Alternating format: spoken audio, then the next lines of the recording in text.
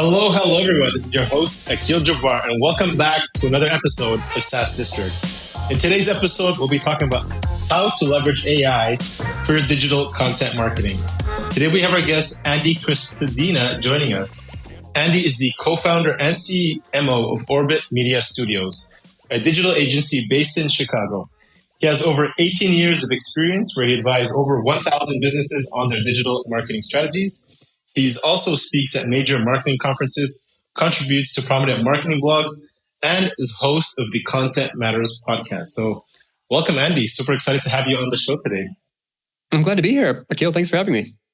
So hot topic in today's market here, 2023, a lot of people talking about using AI as part of their marketing strategy. So, founders CMOs listening in, or even founders who are, working with their SaaS companies looking to start including AI as part of their overall strategy. How can they start thinking about, including AI as part of their strategies, but also as part of their budgets in this year? Well, it's a huge advance in technologies that has a massive number of use cases. And there's research that shows that the best way to adopt it depends on your own needs and your own style. So one of the things that I'm doing, just trying to be a leader in an organization, is to just talk to others who are using it and exchange or trade use cases to see what tricks they know. Can I teach them something? Can they teach me something? And that's working externally. I'm learning lots of amazing use cases, and I put together kind of a whole framework for it, which is super fun. But also just internally to ask people about their perspectives, to begin to try to bring them forward in this technology, because you'll find right away when you ask around, a lot of people are not using it or sort of holding off. In my mind, there's really three kinds of people. This has separated all of us into three groups, and I've rhymed it. There's waiters, haters, and updaters. The waiters are people that are just going to see. It's like, maybe there's going to be another one coming out, or maybe the tools I already use will add it on as a layer. I'm going to see what the product development pipelines have for me. I don't advise that. The haters are people who are just sort of freaked out about the big picture, the global apocalypse or, labor market impacts. That is not the perspective that we need to have while working day to day, when there's a productivity tool in front of us. And the updaters are basically learning enough about the tool to see what's possible, and then asking themselves all day long, is there anything that I'm doing here in my day-to-day work that can be done faster, more efficiently, or more comprehensively with AI? So really just ask around and see what the perspective is and who's using it, and gently push your team toward, you just keep showing people around you what's possible, and they will soon be using it in many more ways. And in terms of the budget, what are we looking at here in terms of some cost for how much we should be thinking about and planning for including some AI in part of our strategy here? $20 a month per person for ChatGPT. Okay. Claude from Anthropic is free. If you go and look at the tool, so there are pros and cons. If you take the personal approach and this is something I can use now, here, let's try it out. It's useful for these 11 use cases. I'm getting results. But the problem with those is that if you train a chat or a conversation with an AI to do something better for you, your team can't use that same chat. It's on your login. So the tools that allow for collaboration across teams are where you pay. So, you're looking at like $500 a month probably for a lot of those. Okay. So it's not a big investment here that we're looking at. So there's not much to have to push here. So now maybe talking about results here, right? So the people are on the hater side, but they're waiting it out, but maybe this is a chance for them to look at, all right, you should start looking at this, from today and start incorporating it. Can you share maybe any results that you've seen with some of the strategies you work with your clients, or some other SaaS companies or marketing agencies that are including it? And what are the results you've seen, with the now incorporating AI versus before? Are they, saving money, saving time, or is it, leading to some meaningful results down the line in the pipeline? Yeah, that is the question. I start with this perspective. I am looking for a productivity gain. I want to see if I can get a 20% efficiency gain. Start there, because if it's now I've got realistic expectations and I'm not, expecting to replace myself or, triple the size of my business in a day. But if you start with a realistic perspective and start using it, you will quickly find that there are many tasks where you can get that gain. I taught this yesterday on social media. I showed a tiny video of me using AI to convert a podcast transcript into an article. Unbelievable. That's a really difficult job, as you probably know. It takes hours. Transcripts are dense and long and no formatting and no internal links and not structured at all. It can actually turn a transcript into an article in minutes. So that's one of hundreds of use cases. So yes, you're going to find productivity gains, and there's lots of them. The other thing, though, and this is a fast win for almost anyone, if you go to AI and ask it to create a persona for your buyer by saying create a persona for this job title, this company size, this industry, a person with this, a business with these objectives. And in the persona include the goals, the pain points, and the decision criteria for selecting a vendor in my category. It will make for you a nice persona.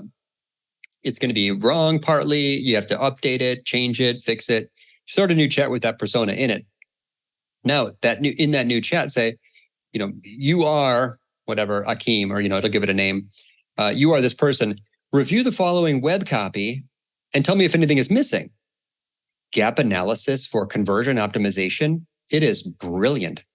All you'd have to do after you built your persona is copy and paste in any of your web pages and just ask it what are the top concerns that you did not address.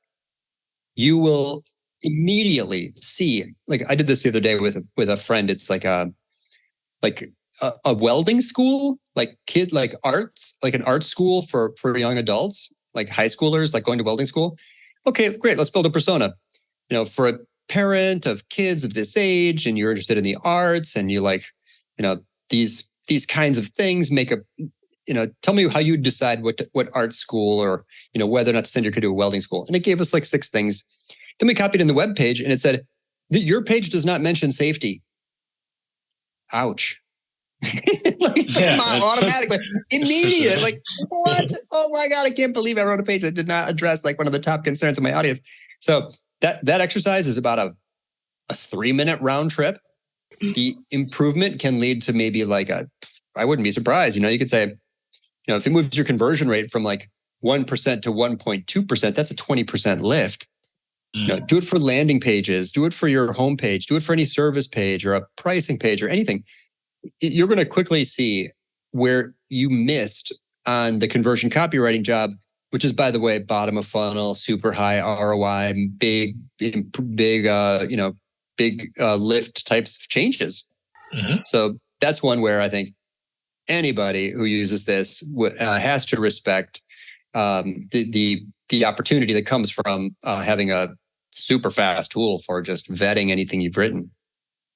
Got it. So the one side is the productivity side. So you're seeing, 20, 30% gain just off the top of the bat. But then the other folks who are thinking about this from an ROI perspective, just from, just if you improve your conversions through the copywriting improvements, enhancements, you can plug in across your website. I think that would justify it on a lot of levels.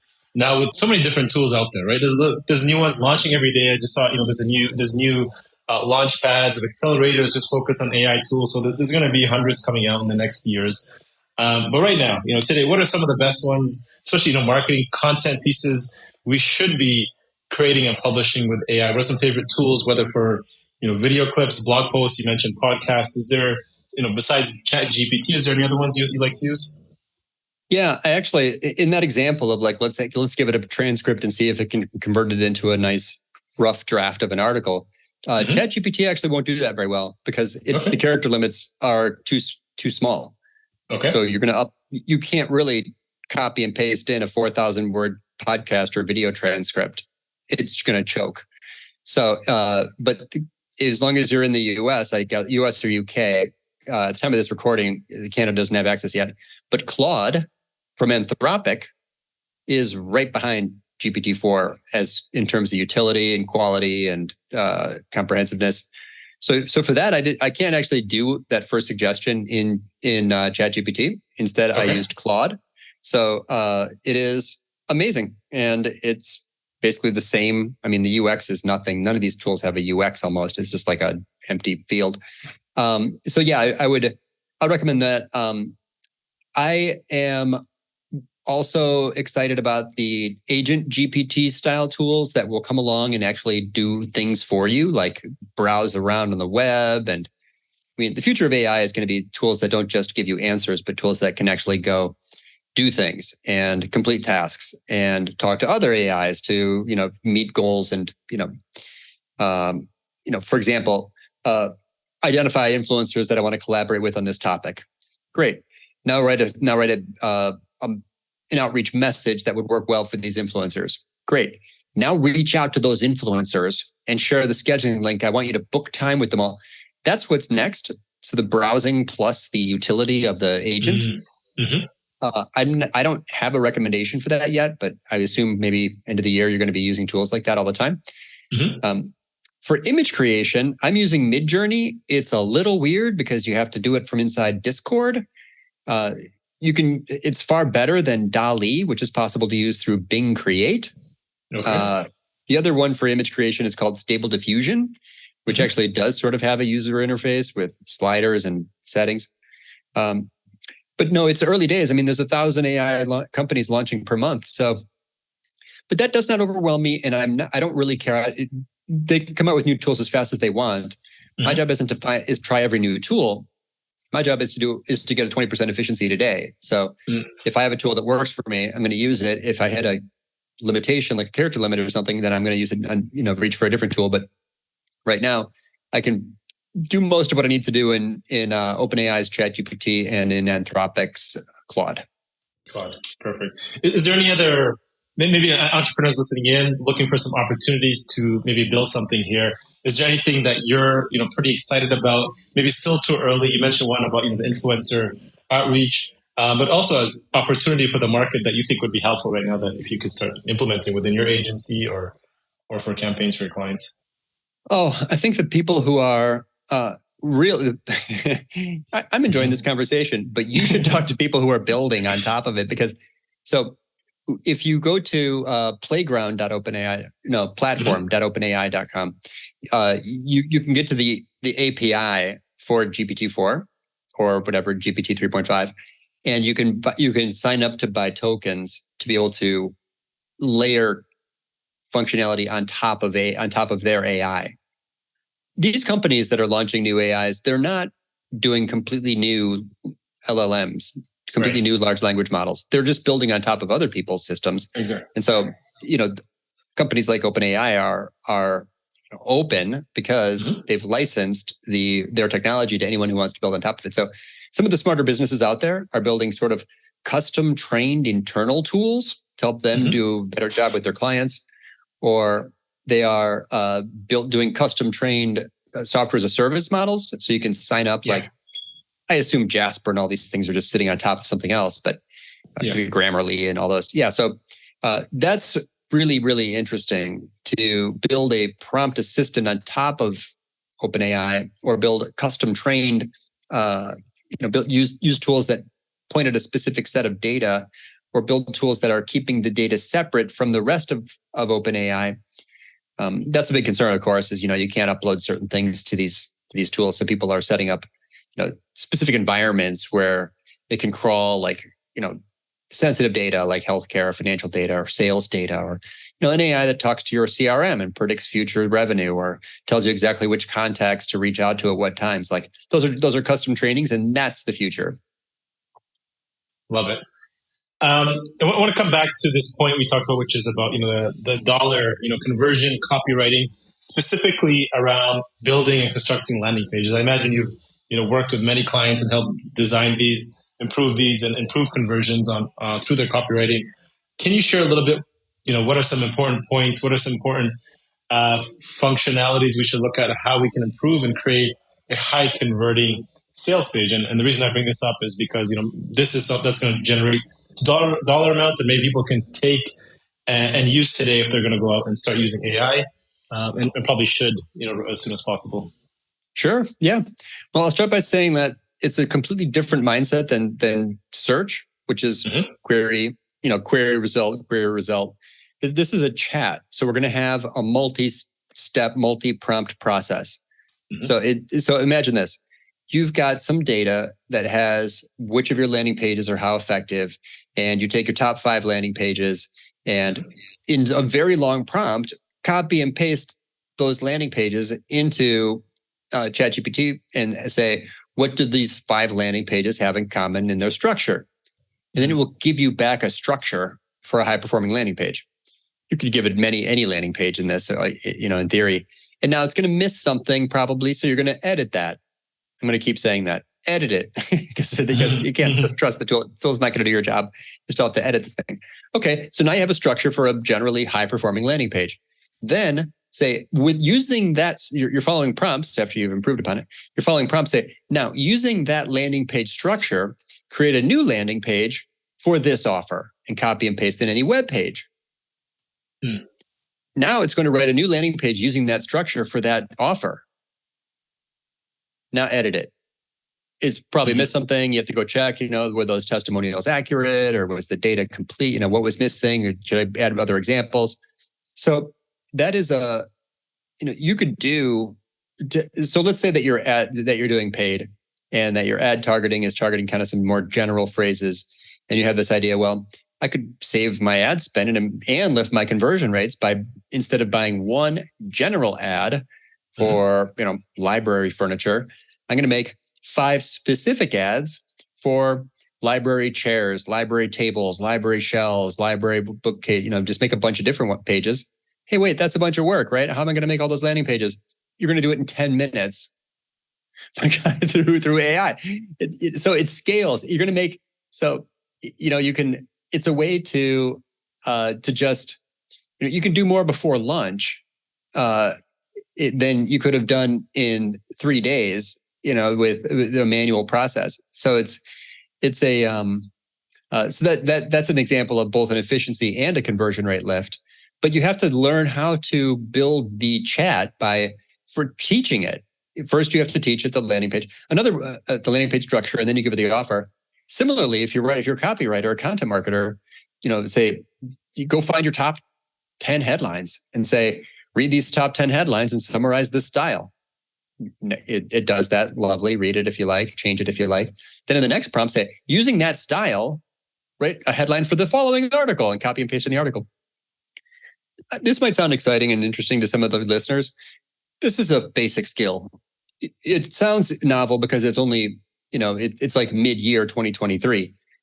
If you're earlier to learn these exact prompts I'm giving you today, you'll have an advantage sooner. But a year from now, I think this is going to be table stakes. So I'd move quickly to ramp up your skills, try different use cases, and implement some of these before it becomes kind of a standard. Yeah, it becomes standard. A lot of things become obsolete, or this becomes, classes of people are learning Excel would now have to, learn the same, formulas and prompts of how to using this as a tool itself, right? So we talked about landing pages, and then you also mentioned a little bit about search, which I think is probably the biggest part of this. And I see there's a lot of opportunity now. A lot of people are using. A lot of jobs have been eliminated. Marketing has been adjusted to specifically around this. So, what can we do with AI for content optimization? I think, which is important, or content creation as part of our SEO strategy. If you can talk a little bit about that. Well, I'm using these tools to, in several ways. So let's take SEO. So sure. I've been an SEO for like 20 plus years. SEO is not about using the target key phrase in the title, header, and body text. SEO is about making a very comprehensive page that touches on all the related subtopics and answers all the related questions. So if you're good at semantic SEO and you can scan through search results and look at the people also ask box and read the Google suggested phrases and find all the semantically related phrases, make a list of them, go look at your content and see what you missed. Then you can update the page to rank higher. I saw one this morning. I moved from, position 17 to position 3, with one round of semantic SEO. It's like basically like on-page SEO edits. So there's tools that like Market Muse that will do that for you. But then, in the end, your job is going to be to enhance this page, add depth, add detail, add comprehensiveness. So without changing into the existing copy, a prompt that can help with this would be simply, write an additional 3 sections for this web page that incorporate the following 7 words. And it will generate an additional piece of copy that you can, kind of slap on the bottom of that URL. That isn't really, that doesn't feel fun to me because it's not really reader focused. Yeah. So a better way to do that would be to do it within the prompt, within the persona prompt, and say, improve the following web copy by adding additional sections that address the concerns of this persona and touch on these following 3 topics. And you give it kind of the general topics, like topic clusters. And then it will write copy that is really focused on the audience. It's still using an algorithm to talk to an algorithm, but you're at least, thinking more about the human visitor in the end. So that's a simple example where it's like semantic SEO done with some, AI and prompting for higher rankings. Probably the more advanced approach would be to give GPT-4's code interpreter a CSV file exported from Google Search Console and let it analyze keyword performance, telling you which key phrases have above average click-through rates. All the data about your positions and click-through rates are in Search Console. So if you export that from current Search Console, upload the CSV file to GPT-4's code interpreter, it will chomp through the CSV file and find correlations for you. If you can identify which key phrases have higher than average click-through rate, higher than expected click-through rates, now you really know what to optimize for, because those are going to be phrases for which the search results pages aren't super crowded with piles of visual noise and videos and ads and maps. And see, the problem with SEO is that it's just gotten so visual and click-through rates keep declining. Right. So the smart SEO is very targeted in their key phrase research, and they choose phrases for which the click-through rates are going to be good. So Code Interpreter will actually do that for you. It's very tedious and manual to find correlations in a CSV file, but just it is beautiful to watch what Code Interpreter can do with a spreadsheet, and it will tell you what key phrases you should likely prioritize. And when it comes to, so that's kind of the optimization side. And when it comes to, let's say creating new content. So if we have a content calendar, these are the keywords, we've done our keyword research. Now we want to start ranking for this. So traditionally, a lot of writers were involved in this process, and a lot of people now shifted to using, AI as part of that. Maybe, just kind of a lot of new websites are also being created with this, or entire businesses around it. Should we be publishing all of our content, all of our written content, using AI in order to rank for SEO? Or or maybe a better question is there reason not to, right? Is there instances where we shouldn't be? Yeah, I think that it comes down to, like the very first thing we said was that for the best productivity gains, you have to look at your own time and just ask yourself what you want to do or which use cases are good for you, because there's infinite use cases for this. So in the end, it's like, should I use it to create content? If you break that down, there's actually many different tasks within creating content that you may choose to get help from AI.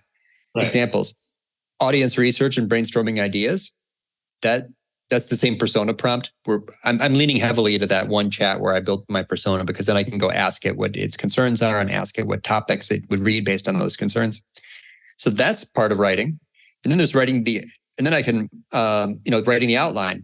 AI can help with that. Train it to write in your style, and then ask it to write an outline. Writing the first draft.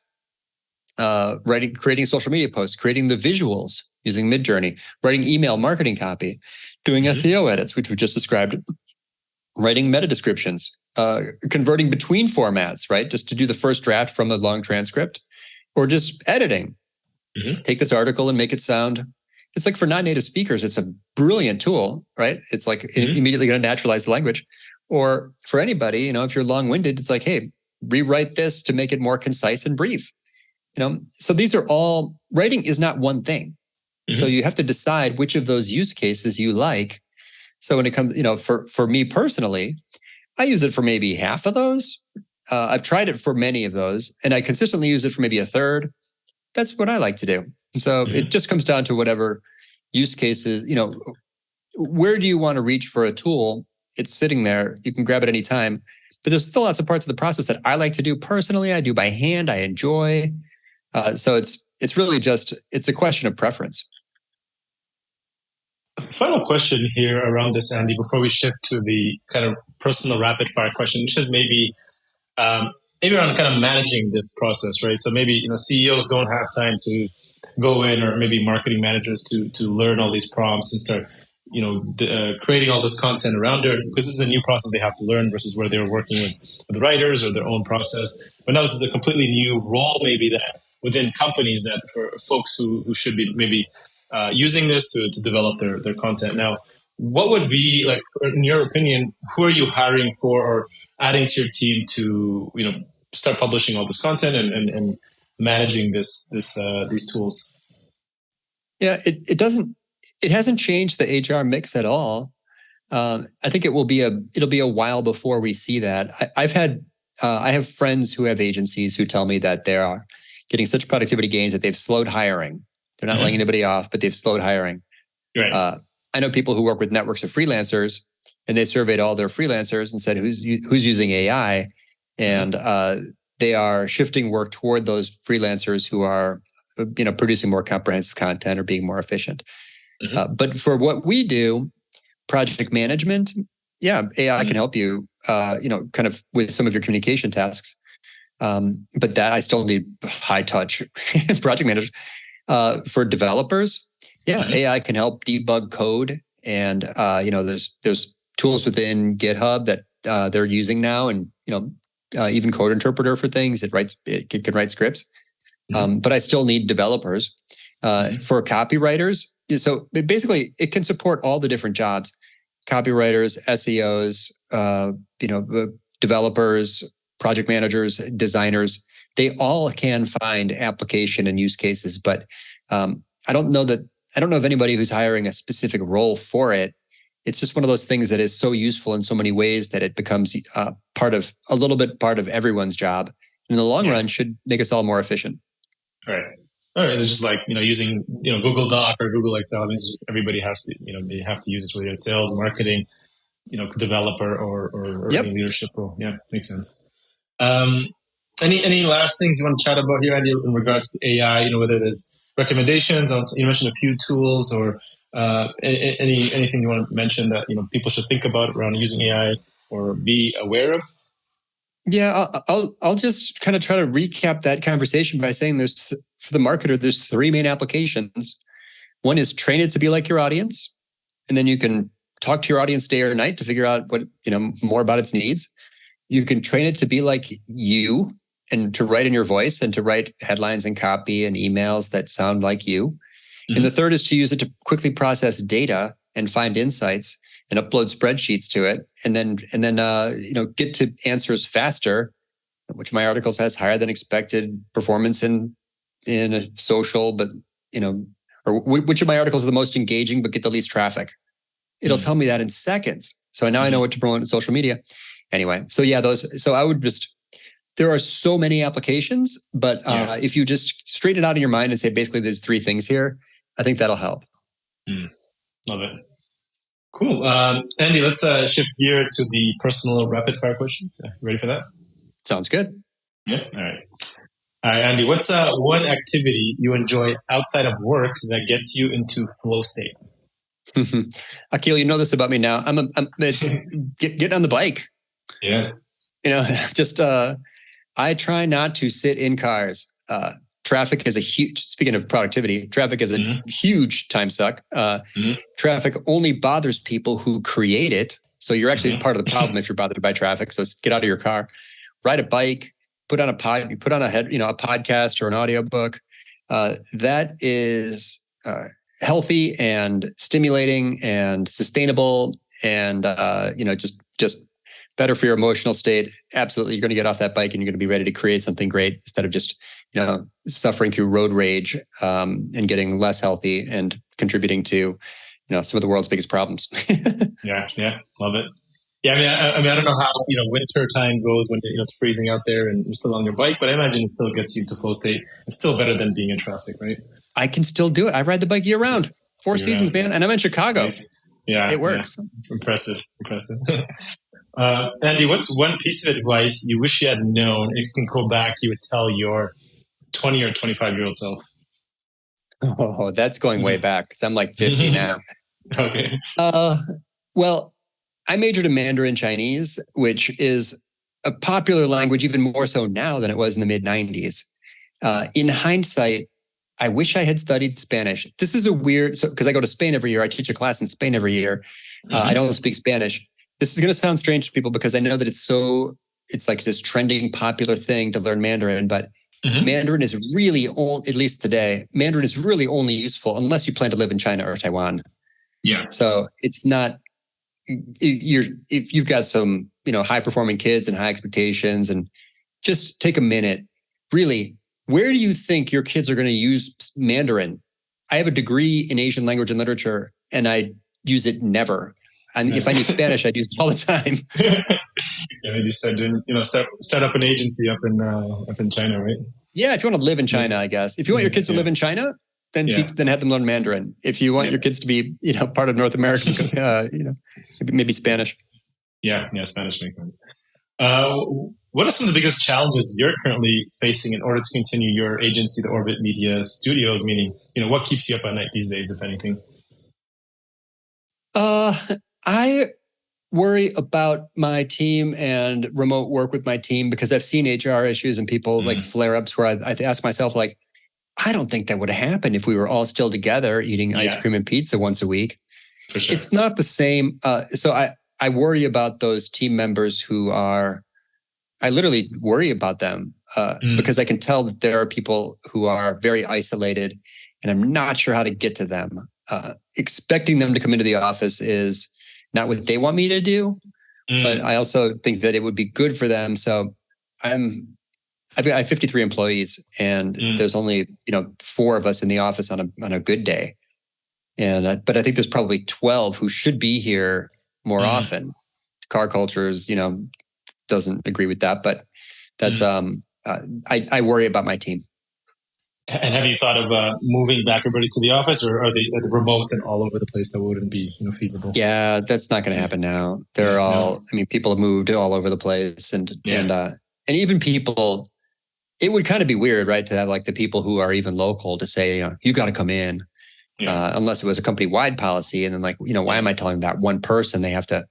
I don't know. It's just hard. It's a tough time, but there are lots of people out there. If you're listening to this and work from anywhere includes an office component. It's not really work from anywhere if there's no office. And you just feel like some face-to-face time would be worthwhile. I mean, get on your bike, go to the office, see who's there, and it might be one of your do it twice a week. Those might be your good days. Andy, who or what are some of the best 3 resources? This can be books, mentors, or people you just follow in this space who you'd say have been the most instrumental to your success over these last few years? Well, in the most recent time frame, Chris Carr, the founder of Ferrotech, he invited me to be the guest host on his co-host on his digital marketing masterclass podcast. And my conversations with Chris over the last year or just the last 8 months, have taught me tons and tons about AI. He's pushed me toward this, and I've learned a lot, and he's made me aware of some of the tools I've mentioned. I learned from him. Foundation, smartest person, knows what's going to happen in the next decade. Like, this guy is correct on all topics. Mark Schaefer. Mark Schaefer just wrote a book called Belonging to the Brand, which has made the case that community, speaking of getting together, is the last great marketing strategy. You really can't argue with that. No matter what else happens in Google or Twitter rebrands or whatever weird thing goes on. Community, people who have a community, who built a community, are safe. That's a secure long-term strategy. And then finally, Joanna Wiebe, the founder of Copy Hackers, maybe Joe. She's got one of the best courses out there about conversion copywriting. So many people have learned so much from Joe. She's speaking at my conference later this year. She's an old friend. I heart Joe Wiebe. She is one of the smartest people on the topic of marketing psychology. Love it. Andy, what does success mean to you today? Whether that's personally, through your business, financially, life, family. There's no right answer. I measure one of my key metrics is in getting to do breakfasts and dinners with my kids. I've got a 7 and a 5-year-old. So the pandemic was good for me because I don't have to fly around and speak at conferences so much anymore. I get invited to speak places and mostly don't go because, unless I can do it quickly, but I don't want to be away from Eli and Ada. So it's all about being there in the morning and reading books at night. So breakfasts and books, these are my main metrics for lifetime success. And I'm proud to say I'm doing pretty good. Wow. That's beautiful. I love it. I mean, it's so simple, but so powerful in so many ways for you and the future of your family. And Nikhil, honestly, very common. I'm one of a million people who just really prize time with their families, and it's not weird. It's not a weird answer, but you'd be surprised. I mean, I've asked this, for over 200 guests now. I mean, I don't always think that's the case for a lot of entrepreneurs, but I mean, it's good you just found what you value. All right. Other things, well, so yeah, glad to offer that. Yeah. Cool. This has been great, Andy. Thanks for sharing all these insights, great knowledge for folks. I know suggest to get into the AI world, but if anybody any founders, marketers want to get in touch with you, learn more about you or your agency, where's the best place to go? LinkedIn. I'm going to invite every listener here to actually connect. The blue button says follow, but if you click more, you can find the connect button. And then if you tell me that you heard this podcast, I will accept it. There's a flood of LinkedIn's a noisy place right now, but I'd be happy to connect with anybody on LinkedIn and help however I can. I write a newsletter there. It's simply called Digital Marketing Tips. Orbitmedia.com is where I publish all the originals. So that's the actual main blog. And then my book is called Content Chemistry, and it's available at Amazon and everywhere. Awesome.